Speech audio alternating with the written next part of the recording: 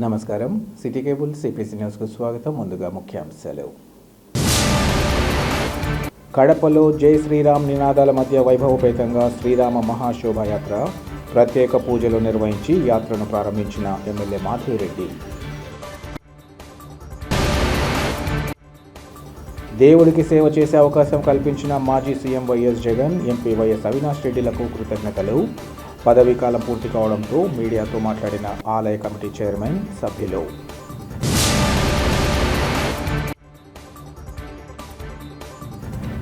జన్మదినాన్ని పురస్కరించుకుని రాష్ట్ర మంత్రి నారా లోకేష్ విశిష్టతను తెలియజేసే పాటలు రూపొందించడాన్ని స్వాగతిస్తున్నాం.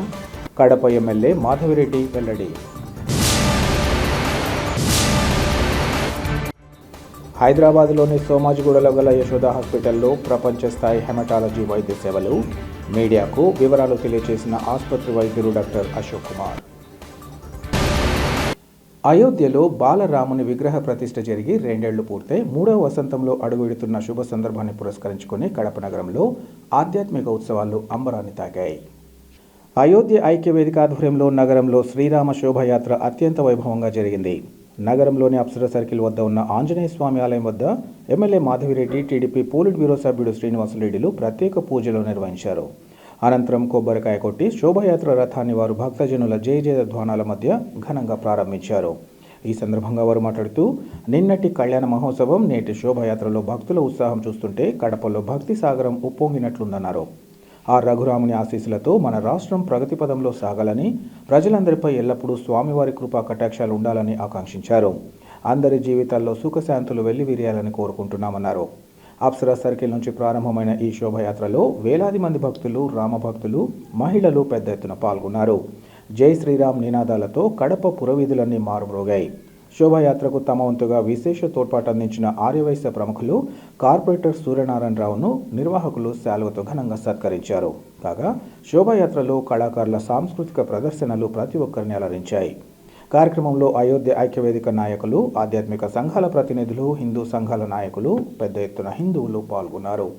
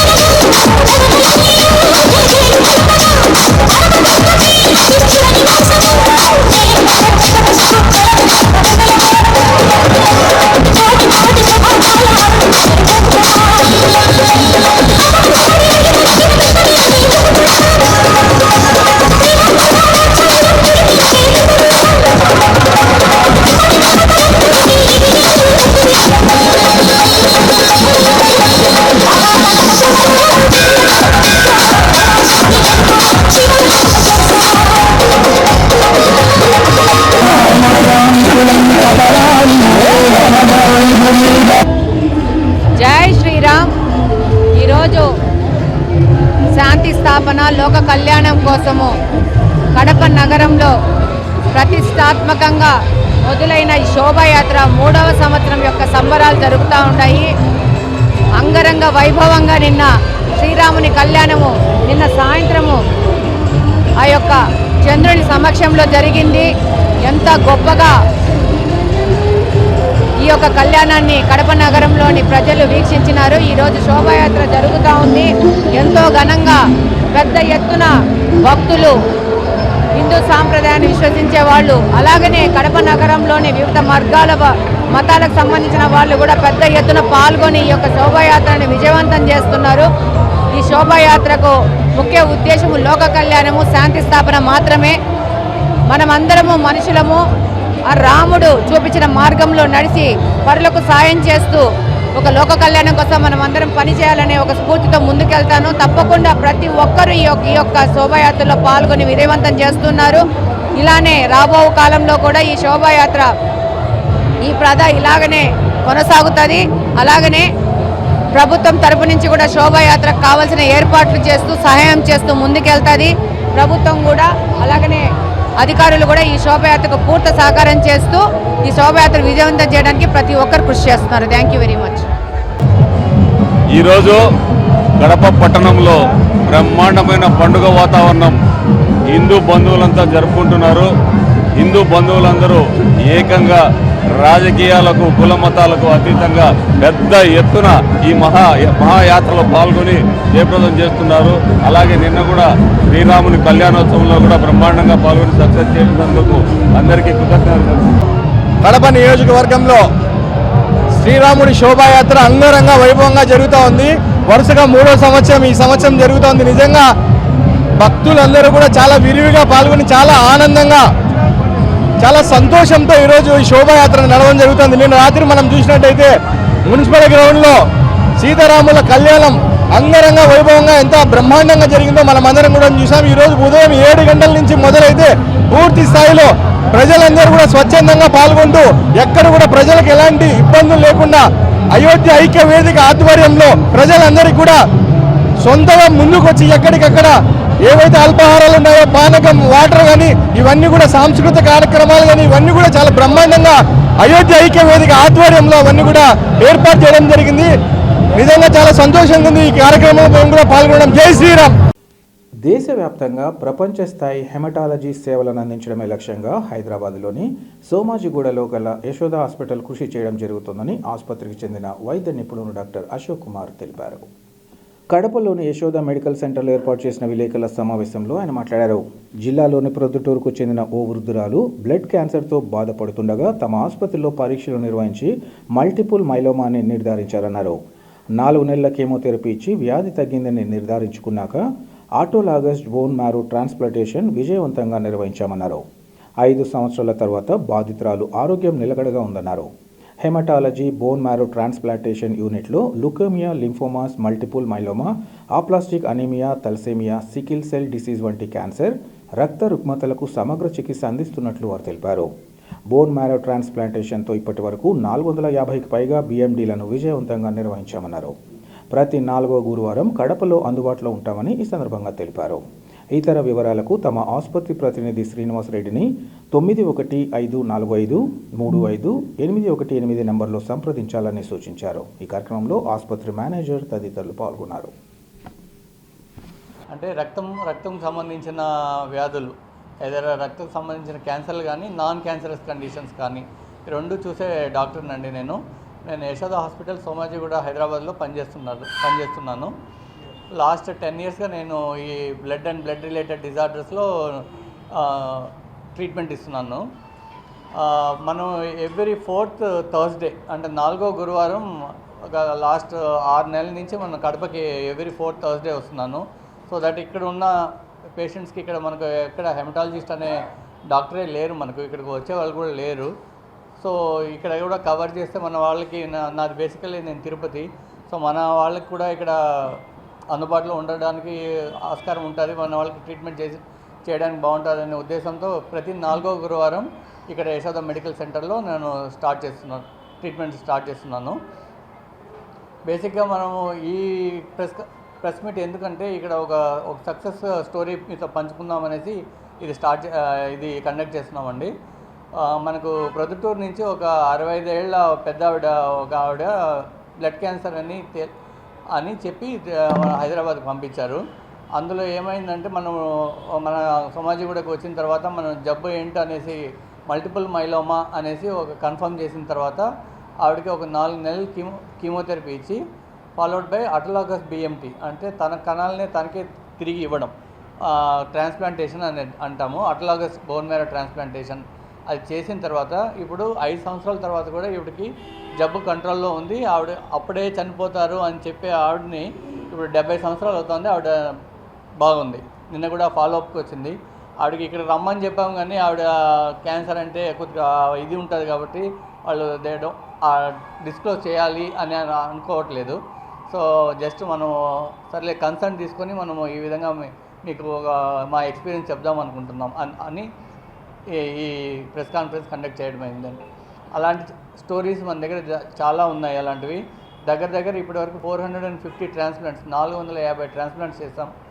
దీంట్లో కొద్దిగా గవర్నమెంట్ నుంచి కూడా మనం కొద్దిగా సపోర్ట్ తీసుకున్నాం. ఎందుకంటే ఈ ప్రొసీజరే కొద్దిగా కాస్ట్లీ ప్రొసీజర్, 10-15 lakhs అవుతుంది.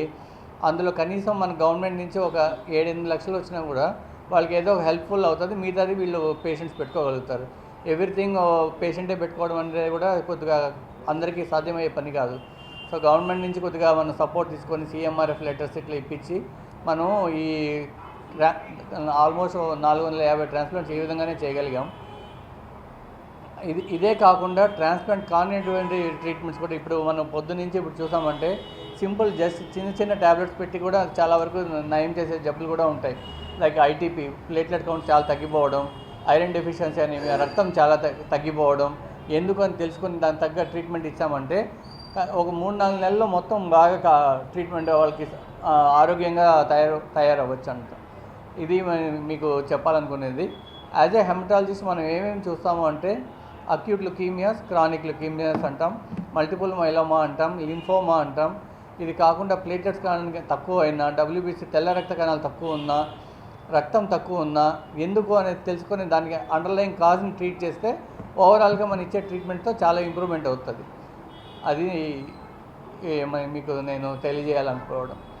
రాష్ట్ర యువ నాయకుడు విద్యాశాఖ మంత్రి నారా లోకేష్ జన్మదినాన్ని పురస్కరించుకొని ఆయన ఘనతను తెలియజేస్తూ పాటలు రూపొందించడాన్ని స్వాగతిస్తున్నామని కడప ఎమ్మెల్యే మాధవిరెడ్డి తెలిపారు. టీడీపీ NRI రాష్ట్ర నాయకుడు రహమతుల్లా ఆధ్వర్యంలో రూపొందించిన పాటలను ఎమ్మెల్యే తన కార్యాలయంలో ఆవిష్కరించారు. అనంతరం ఆమె మాట్లాడుతూ నారా లోకేష్ జన్మదిన వేడుకలను ఘనంగా నిర్వహించేందుకు అన్ని ఏర్పాట్లు జరుగుతున్నాయన్నారు. ఈ నేపథ్యంలో ఆయన జన్మదిన వేడుకలు జరిగే ప్రతి చోట ఈ పాటలను పెట్టి వేడుకలను ఘనంగా నిర్వహించబోతున్నామన్నారు. కడప నియోజకవర్గంలోని టీడీపీ కుటుంబ సభ్యులు నారా లోకేష్ జన్మదిన వేడుకల్లో పాల్గొని యువ నేతకు జన్మదిన శుభాకాంక్షలు తెలియజేయడం జరుగుతుందని ఆమె వివరించారు. అనంతరం రహమతుల్లా నగర అధ్యక్షులు మన్సూర్ అలీఖాన్లు మాట్లాడుతూ ఈ నెల 23న యువ నాయకుడు నారా లోకేష్ జన్మదినాన్ని పురస్కరించుకొని ఆయన పనితీరుపై పాటలు రచించడం సంతోషకరంగా ఉందన్నారు. టీడీపీలో నారా లోకేష్ జన్మదినం అంటే ఒక పండుగలా భావిస్తామన్నారు. ఈ సందర్భంగా కడప నగర పరిధిలో అన్నదాత కార్యక్రమాలు, కేక్ కటింగ్లు, ఇతర సేవా కార్యక్రమాలు నిర్వహించనున్నామన్నారు. ఈ కార్యక్రమంలో మాసపేట శివ, ఇతర నేతలు, కార్యకర్తలు పాల్గొన్నారు.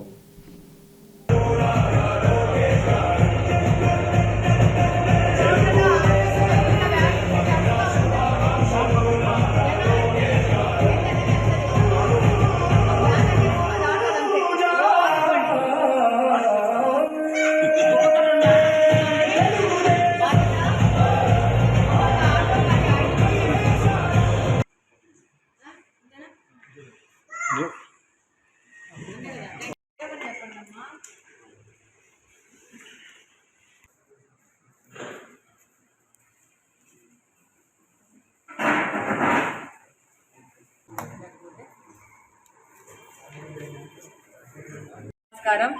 రేపు మా యువ నాయకుడు శ్రీ నారా లోకేష్ గారి జన్మదినాన్ని పురస్కరించుకొని NRI రహమతుల్లా గారిని, అలాగనే CNSF శివ గారు కానీ, అలాగనే 28 డివిజన్ రాఘవన్న గారు కానీ, అలాగనే చైర్మన్ రెడ్డయ్య యాదవ్ గారు, అలాగనే నగర అధ్యక్షుడు మన్సూర్ గారు కానీ అందరూ కలిసి నారా లోకేష్ గారికి జన్మదినాన్ని పురస్కరించుకొని ఒక పాటను రాయించి మరీ దాన్ని ట్యూన్ చేయించడం జరిగింది. దాన్ని ఈరోజు రిలీజ్ చేయడం జరిగింది.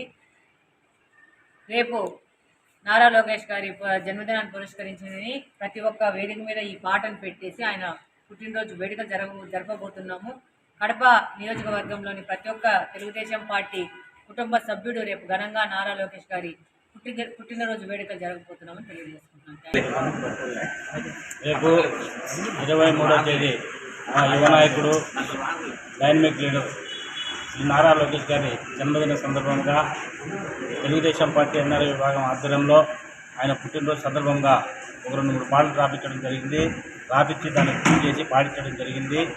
మా తెలుగుదేశం పార్టీ కార్యకర్తలకు అందరికీ నారా లోకేష్ గారి జన్మదినం అంటే ఒక పండగ రోజు కాబట్టి పండగ సందర్భంగా ఈ పాటను రచించి అందరి చేత పాడించి మన ఎమ్మెల్యే గారి చేత ఎమ్మెల్యే మాధవరెడ్డి గారి చేత ఓపెన్ చేయించడం జరిగింది.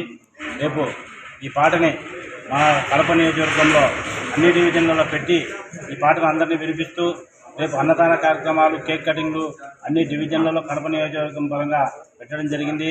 మన మన్సూర్ గారి ఆధ్వర్యంలో, నగరాధ్యక్షుడు మన్సూర్ గారి ఆధ్వర్యంలో తెలుగుదేశం పార్టీ కార్యకర్తలు అందరం కలిసి రేపు ఒక పండగ వాతావరణం కడప నియోజకవర్గంలో వెలువడుతుందని రేపటి దినాన అంటే 23 జనవరి మన గౌరవ విద్యాశాఖ మంత్రి ఫ్యూచర్ ఆఫ్ ఆంధ్రప్రదేశ్ శ్రీ నారా లోకేష్ గారి పుట్టినరోజు.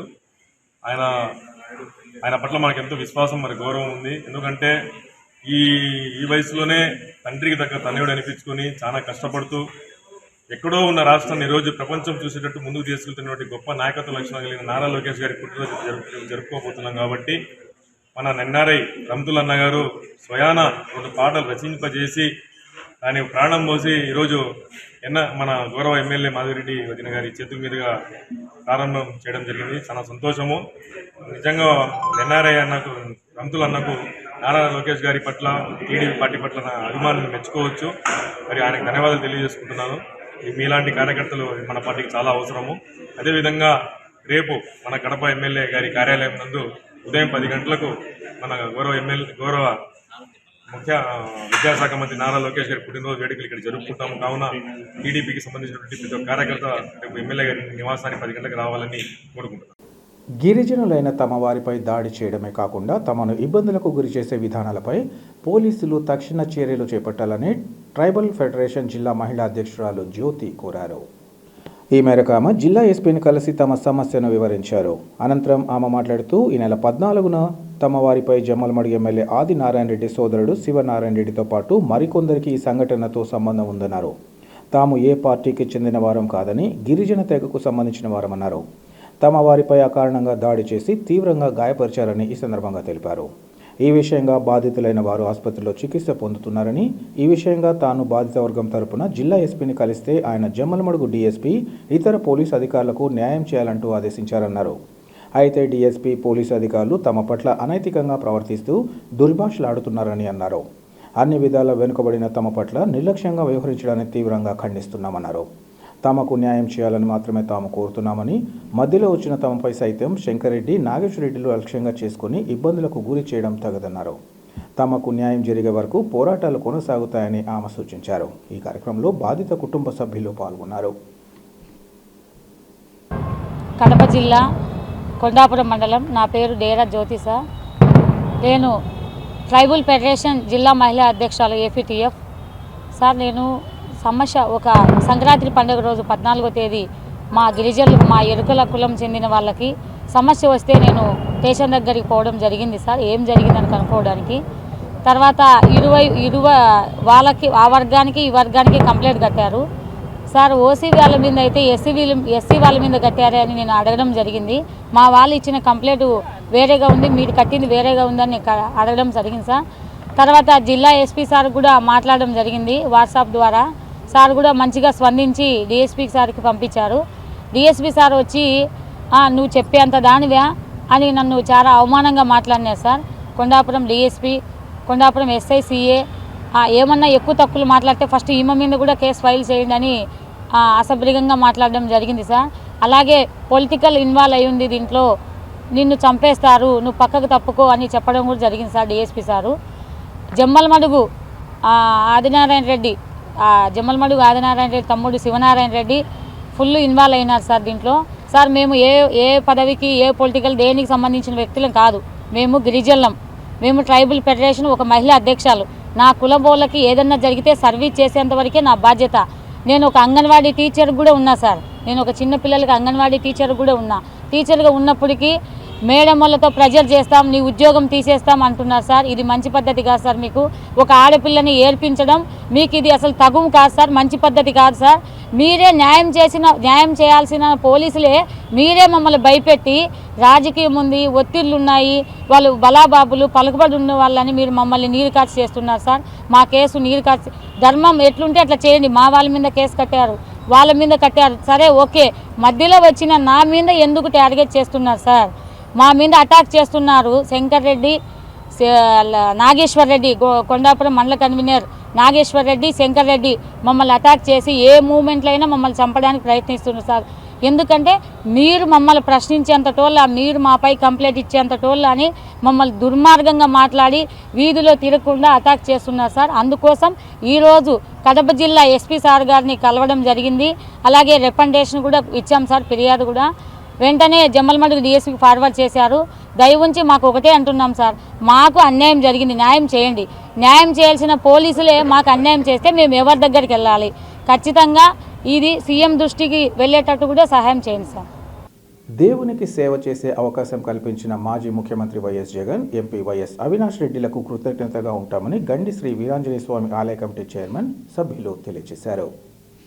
తమ పదవీ కాలం పూర్తి కావడంతో ఏర్పాటు చేసిన మీడియా సమావేశంలో ఆలయ చైర్మన్ కావలి కృష్ణతేజ, కమిటీ సభ్యులు మాట్లాడారు. ఆలయంలో నిత్యాన్నదానం వైఎస్ జగన్మోహన్ రెడ్డి హయాంలో ఏర్పాటు చేసినందుకు సంతోషకరంగా ఉందన్నారు. ఈ పథకానికి కడప ఎంపీ వైఎస్ అవినాష్ రెడ్డి 18 లక్షలు విరాళంగా అందజేశారన్నారు. ఆలయ భూమి అన్యాక్రాంతం కాకుండా చూశామని, గండిలో జరిగే అభివృద్ధి పనులకు తమ సహాయ సహకారాలు ఉంటాయని ఈ సందర్భంగా చెప్పారు. తమ హయాంలో ఇప్పటికే పూర్తయిన ఆలయ పనుల నేపథ్యంలో పునః ప్రారంభం చేయాలని కోరుతున్నామన్నారు. 1,00,000 లీటర్ల వాటర్ ట్యాంక్ పనులకు జిల్లా పరిషత్ చైర్మన్ రామగోవిందరెడ్డి 25 లక్షలు మంజూరు చేశారని, త్వరితగతిన పనులు ప్రారంభమయ్యేలా చూడాలన్నారు. ఇటీవలి కాలంలో గండిలో పనిచేస్తున్న 4 హౌస్ కీపింగ్ సిబ్బందిని తీసివేయడం దారుణమని, పొట్టకూటి కోసం పనిచేసుకునే వాళ్లను పార్టీల కంటగట్టి తీసివేయడం కరెక్ట్ కాదన్నారు. 2 ఏళ్లుగా ఎప్పుడు కూడా బోర్డు మీటింగ్ నిర్వహించలేదని ఈ సందర్భంగా చెప్పారు. ప్రస్తుతం కమిటీ ఎన్నడూ తీర్మానాలు చేయలేదన్నారు. తీర్మానాలు చేయకుండా నిధులు డ్రా చేసుకోవడం ప్రస్తుత ఈఓకే దక్కుతుందన్నారు. తమ ప్రమేయం లేకుండా నిధులు డ్రా చేసి ఈఓ దుర్వినియోగం చేశారని ఈ సందర్భంగా ఆరోపించారు.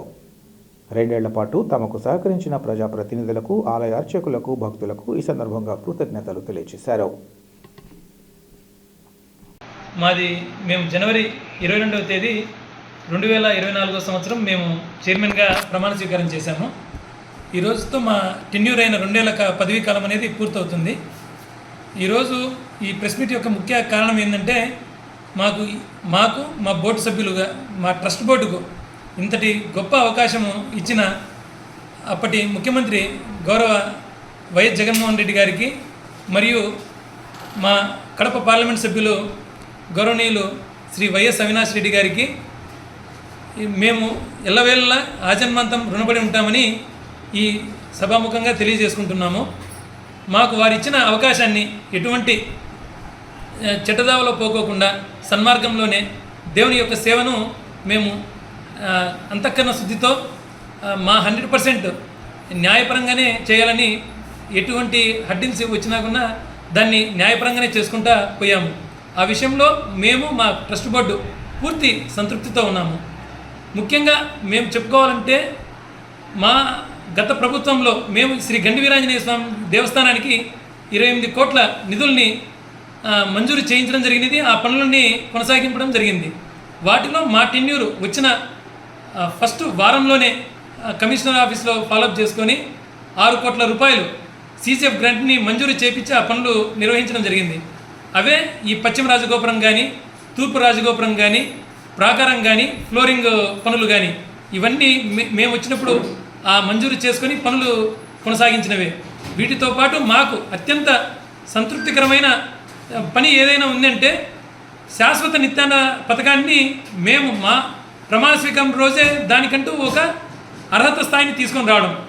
అప్పటికి 3 కోట్ల మూల నిధి ఉంటే, ఇక్కడ గండిలో శాశ్వత ప్రాతిపదికన నిత్యాన్నదానం చేయాలని ఒక ప్రపోజల్ రావడం, అప్పటికప్పుడే మా గౌరవ పార్లమెంట్ సభ్యులు అవినాష్ రెడ్డి గారు 18 లక్షల తన సొంత నిధుల్ని తక్కువ ఉన్నాయంటే 3 కోట్లకు ఇచ్చి 3 కోట్ల రూపాయలు చేసి నిత్యాన్నదాన పథకాన్ని శాశ్వత ప్రాతిపదికన చేసేదానికి వారు దానికి దోహదం చేశారు. దానివలన మేము ఈ చరిత్ర ఈ నిత్యాన్నదానం ఉన్నంత కాలము ఏ హయాంలో జరిగిందంటే అది పలానా ట్రస్ట్ బోర్డు కాలంలో జరిగిందని చెప్పుకునేదానికి మేము ఎంతో గర్వపడుతున్నాము. ఇవే కాకుండా మా టెన్యూర్లోనే ఉన్న అనతి ఫస్ట్ 4 months టెన్యూర్లోనే మేము ఈ గుడికి సెక్యూరిటీ పరంగా పోలీసులు 24 hours ఉంటే బాగుంటుందని కంట్రోల్ రూమ్ది మంజూరు చేయడం కానీ, ప్లస్ ఈ గండికి మెయిన్ కొరత ఏంటంటే రెవెన్యూగా మనకు ఇక్కడ చాలా తక్కువ 8 ఎకరాల పరిధి ఉంది. ఏదైనా డెవలప్మెంట్ యాక్టివిటీ చేసుకోవాలంటే ఇక్కడ ఆ పరిధితో చాలా కష్టమవుతుంది. దానికోసమని అప్పుడు ఇక్కడ మనకు అద్దాలమరి క్రాస్ వద్దన సుమారు 5 నుంచి 6 ఎకరాల భూమి అన్యాక్రాంతంగా ఉన్నింది. దాన్ని అప్పటికప్పటికి యుద్ధ ప్రాతిపదికన దాన్ని మనము గండికి దేవస్థానానికి మంజూరు చేపించి దాన్ని పటిష్టంగా గండికి చేకూర్చుకోవాలంటే దానికంటూ ఒక స్థిరంగా ఉండాలని ప్రహారీ గోడకున్న పాడా నిధుల కింద మంజూరు చేపించి దాన్ని కంప్లీట్ చేయడం జరిగినది.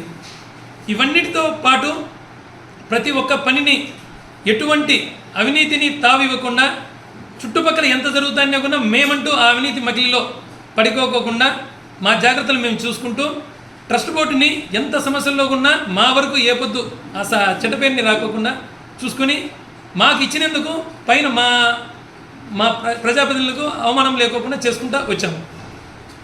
ఈ విషయాలతో పాటు ముఖ్యంగా ఈ 2 ఏళ్ళు మేము పూర్తిగా వచ్చేదానికి ఈ ప్రస్తుత ప్రభుత్వాన్ని ఉన్న వారు సహకరించినందుకు వారికి ఉన్న కృతజ్ఞతలు తెలియజేసుకుంటున్నాము. అదేవిధంగా ఇక్కడ మాకు మండల స్థాయిలో ఉన్న మాకు వేంపల్లి జెడ్పీటీసీ రవికుమార్ రెడ్డి గారు కానీ, కన్వీనర్ చంద్రబాబు రెడ్డి గారు కానీ, అప్పటి ఇన్ఛార్జ్ వైఎస్ కొండారెడ్డి గారు కానీ, అదే పనిగా మాకు సింగారెడ్డి సతీష్ రెడ్డి గారు కానీ, అదేవిధంగా ఇక్కడున్న ప్రస్తుత ప్రజాప్రతినిధులు ఎవరైనా కానీ ప్రతి ఒక్కరూ వారు శక్తి మేర ప్రతి ఒక్కరూ వారు మాకు సహకరించినందుకు వారికి కృతజ్ఞాభినందనలు తెలియజేసుకుంటున్నాం. ముఖ్యంగా మాకు ఇక్కడ ఉన్న సిబ్బంది కానీ, అర్చకులు కానీ, అదేవిధంగా ఇక్కడ ఈ చుట్టుపక్కల ఈ గండి గ్రామానికి సంబంధించిన వారు కానీ ప్రతి ఒక్కరూ మాకేందంటే మా ఫస్ట్ నుంచి ఈ గుడితో మా కనెక్టివిటీ ఉంది కాబట్టి ఎటువంటి సమస్యలు లేకోకుండా మేము ఈ రోజు వరకు ఈ విధంగా కొనసాగుతున్నామంటే వారి యొక్క హోల్ హార్టెడ్ సపోర్టు అనేది మాకు ఎప్పుడూ ఉంది. మాకు ఈ పదవి అనేది ఈ 2 ఏళ్ల కాలంగా ఒక 10 ప్రకారమే మేము చూస్తున్నాం. కానీ గండి విషయంలో మాకు ఈ బాధ్యత 10తో సంబంధం లేనిది. ఈడ ఏదైనా సమస్య వచ్చిందంటే తప్పకుండా మళ్ళీ మేము ఉండేది ఉంటుంది. ఇక్కడ ఏదైనా అభివృద్ధి కార్యక్రమానికి మా సపోర్ట్ ఎప్పటికీ ఉంటుంది. మేము ప్రస్తుతం నెక్స్ట్ ఒకవేళ వచ్చే వాళ్ళకైనా ఏదైనా మేము చెప్పదలుచుకుంది ఏంటంటే గుడిది ఇప్పటికీ 4 సంవత్సరాలు కంప్లీట్ అయింది. ఇంకా మీకు ఏదైనా ఇంకా మీరు చేసుకునేదానికి అంత సుగమంగా ఉంది. ఎంత త్వరలో అయితే అంత త్వరగా ఈ గుడి యొక్క ఆలయ పునఃప్రతిష్ఠ అనేది త్వరగా చేయగలరనేది మా మనవి. వార్తలు ముగించే ముందు ముఖ్యాంశాలు మరోసారి. కడపలో జై శ్రీరామ్ నినాదాల మధ్య వైభవపేతంగా శ్రీరామ మహాశోభాయాత్ర, ప్రత్యేక పూజలు నిర్వహించి యాత్రను ప్రారంభించిన ఎమ్మెల్యే మాధవిరెడ్డి. దేవుడికి సేవ చేసే అవకాశం కల్పించిన మాజీ CM YS Jagan, MP YS Avinash రెడ్డిలకు కృతజ్ఞతలు.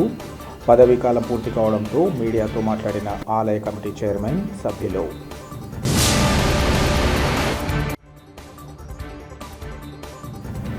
జన్మదినాన్ని పురస్కరించుకుని రాష్ట్ర మంత్రి నారా లోకేష్ విశిష్టతను తెలియజేసే పాటలు రూపొందించడాన్ని స్వాగతిస్తున్నాం. కడప ఎమ్మెల్యే మాధవిరెడ్డి వెల్లడి. హైదరాబాద్లోని సోమాజిగూడలో గల యశోద హాస్పిటల్లో ప్రపంచ స్థాయి హెమటాలజీ వైద్య సేవలు. మీడియాకు వివరాలు తెలియజేసిన ఆసుపత్రి వైద్యులు doctor Ashok Kumar. City cable CPC news ఇంతటితో సమాప్తం. నమస్కారం.